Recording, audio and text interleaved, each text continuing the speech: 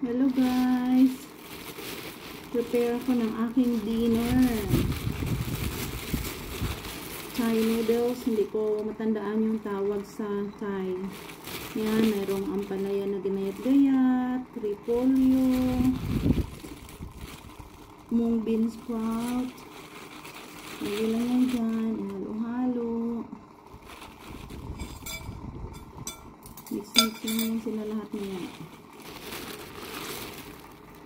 Tapos ito, yan, fish balls, saka yung soup niya.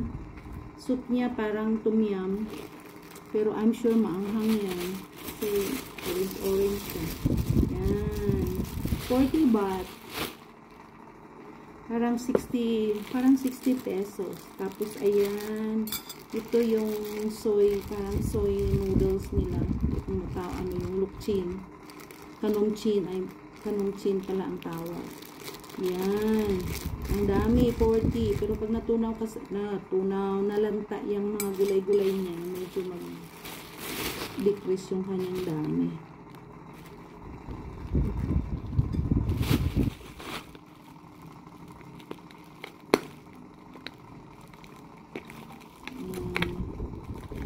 Paborito ito ng mga tao dito.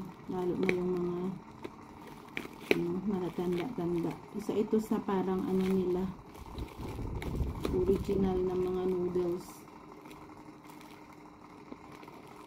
Hindi ko lang masabi yung tawag nila sa Thai. Pero madalang ko lang ito kainin kasi maanghang. Super anghang. Parang ayaw ipakain.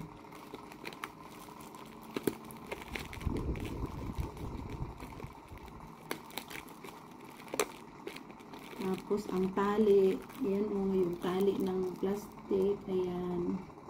Alam mo yung parang ayaw pabuksan.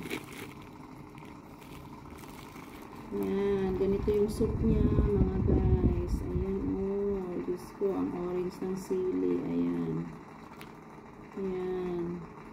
Mayroong fish balls, 4 na piraso, parang 10 baht yung isa.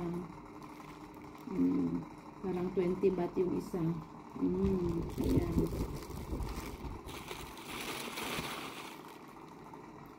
Which is, kung tutuusin, parang kulang yung soup.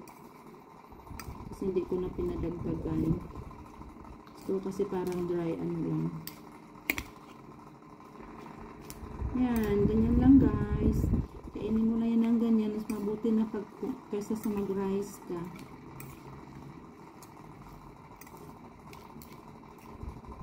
Pero yung ibang noodles nila, hindi ko makain. Kasi mas masarap yung mga noodles natin dyan. Yung mga mami natin. Hey guys, bye-bye!